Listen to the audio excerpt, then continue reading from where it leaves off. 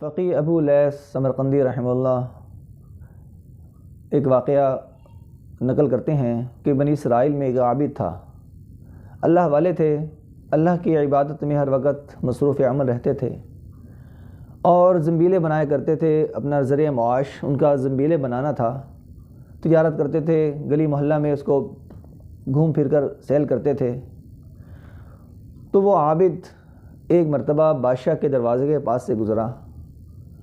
بادشاہ کی اہلیہ ملکہ اس کی باندی نے جب دیکھا ایک ایسا شخص جو حسین و جمیل ہے زنبیلے فروخت کر رہا ہے، آ کر فوراً سے ملکہ کو بتایا۔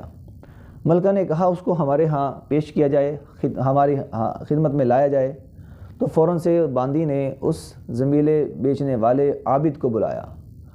جب اس نے اس کو دیکھا تو اس پر عاشق ہو گئی، فریفتہ ہو گئی، اور ملکہ نے یہ کہا باندی کو اس کے لیے خوشبو لائیں، تیل لے کر آئیں اور ہم ان سے اپنی حاجت براری کرائیں گے۔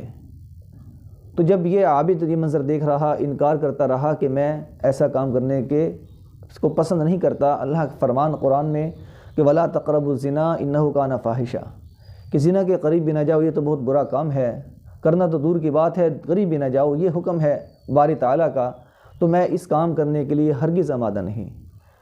اب جب اس کا اصرار بڑھتا گیا اور اس نے کہا کہ اب آپ یہاں سے جا بھی نہیں سکتے، تالا لگا دیا، دروازہ بند کر دیا، اب وہ پریشان۔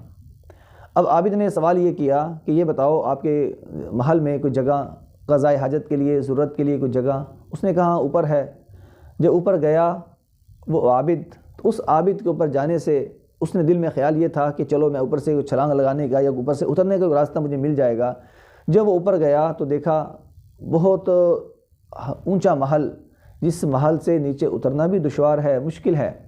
اب وہ پریشان، اب اپنے نفس کو خطاب کر کے کہتا ہے کہ اے نفس، نفس امارہ، 70 سال ہو گئے ہیں اللہ کی رضا تلاش کرتے کرتے، آج تجھ پر ایک ایسی شام آ پڑی ہے کہ جس میں اگر تو آج بری نہ ہو گیا، جس مصیبت میں تو گرفتار ہے، آج اگر تو اسے آزاد نہ ہو گیا تو اللہ کو کیا منہ دکھائے گا؟ اللہ کے ساتھ گوئے کہ تو نے خیانت کر دی۔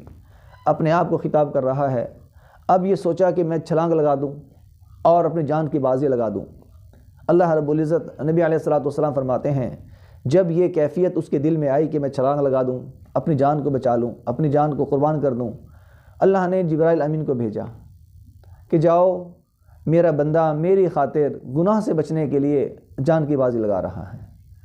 فوراً سے اللہ نے جبرائیل امین کو بھیجا اور فرمایا کہ جاؤ اس کو اپنے پروں میں لے لو اور بخیر و خوبی اس کو وہاں سے نیچے اتار دو۔ جبرائیل امین آئے اور اپنے پر بچھائے اور اس شخص کو، اس عابد کو وہاں سے لیا اور زمین پر ایسے چھوڑ دیا، ایسے رکھ دیا جیسے ایک مہربان باپ بیٹے کو زمین پر رکھتا ہے، چھوڑتا ہے۔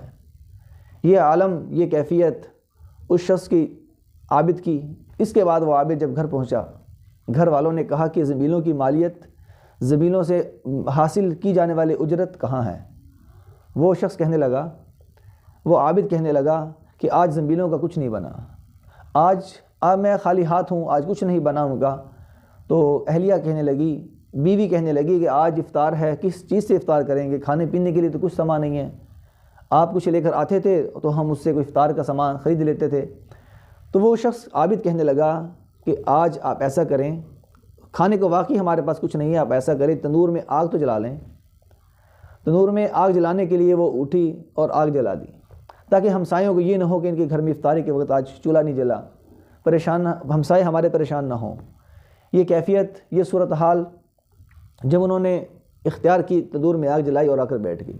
اتنے میں ہمسائی ساتھ والے گھر سے آئی اور کہنے لگی اے بہن آگ چاہیے، آگ ہے؟ اس نے کہا ہاں، تندور سے آ کر لے لو۔ جب تندور سے آگ لے کر جانے لگی تو کہنے لگی بہن آپ کی تندور میں روٹیاں لگی ہوئی ہیں، پک چکی ہیں، بلکہ پکنے کے بعد جلنے کو ہیں، اور آپ یہاں باتوں میں مصروف ہیں۔ وہ خاتون، وہ اہلیہ عابد کی گھر والی جیسے ہی اٹھی، دیکھا تندور میں خوبصورت روٹیاں لگی ہوئی ہیں، اس نے ان روٹیوں کو اتارا اور تھالی میں، تشت میں اپنے شوہر کو پیش کرنے کے لیے رکھ دیں، اور یہ کہا کہ آپ کے بلند درجات کی وجہ سے اللہ نے ہمیں یہ نوازا ہے، آپ اللہ سے دعا کریں ہماری بقیہ زندگی بھی خوشحالی میں گزر جائے، فقر و فاقہ ہم سے برداشت نہیں ہوتا، تو اللہ سے دعا کریں۔ وہ صاحب کہنے لگے، عابد کہنے لگے کہ نہیں، اللہ نے جس حال میں رکھا اس میں شکر کرنا چاہیے، اللہ شکر سے نعمتیں بڑھاتا ہے، لئن شکرتم لازیدنکم، اور اگر شکر نہیں کریں گے تو نعمتیں جو ہیں وہ بھی ختم ہو جائیں گی۔ اس کا اصرار بڑھتا گیا، اس کا اصرار بڑھتا گیا، تو عابد نے رات کے وقت تہجد کی نماز کے لیے جب اٹھے، اللہ سے لو لگائی، اللہ سے تعلق قائم کیا کہ میری اہلیہ، میری بیوی مصر ہے، اصرار کر رہی ہے کہ مال و دولت کی کثرت ہونی چاہیے جس سے ہم اپنی زندگی خوشحال طریقے سے گزار لیں۔ ابھی تہجد کی نماز پڑھ کر فارغ ہوئے، اللہ تعالیٰ نے ایک تشت آسمان سے نازل فرمایا جس میں موتی ہیں، یاقوت ہیں، زبرد کی موتی طرح طرح کے، اور وہ آ کر رکھ دیا گیا، اور ساتھ بیوی جو قریب لیٹی ہوئی تھی اس کو جگایا کہ جس کی تمہیں طلب تھی، جس کی تمہیں تڑپ تھی، وہ اللہ نے مال دے دیا، اس کو سنبھالو۔ وہ کہنے لگی کاش مجھے آپ نے نہ جگایا ہوتا، کاش مجھے آپ نے نہ اٹھایا ہوتا، تو میں جو خواب دیکھ رہی ہوں کہ میں کیا دیکھتی ہوں کہ سونے کی بہت اعلیٰ شان موتیوں کی زبردج کی بنی ہوئی کچھ کرسیاں اور بڑی شاندار، اور ان میں ایک سوراخ ہے۔ تو میں نے پوچھا یہ کرسیاں کس کے لیے ہیں؟ تو کہنے لگی آپ کے خامند کے لیے کرسیاں ہیں، اللہ نے آپ کے خامند کو جو جنت میں دینا ہے اعزاز، وہ کرسیاں ہیں۔ تو میں نے پوچھا ان کرسیوں میں جو سوراخ ہے یہ کس وجہ سے؟ تو مجھے جواب یہ دیا گیا کہ آپ کی دنیا میں جو دولت کی جلد بازی تھی، آپ نے دنیا میں جو فقر و فاقہ سے بچنے کے لیے جو دعائیں کی تھی، اس وجہ سے وہ آپ کی کرسیوں میں یہ سوراخ بن گیا، پڑ گیا، رہ گیا۔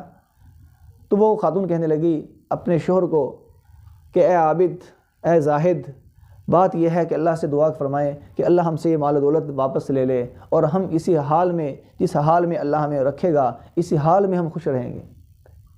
اس لیے کہا جاتا ہے کہ قد کن فی الدنیا کانک غریب او عابر سبیل او کما قال علیہ الصلوۃ والسلام۔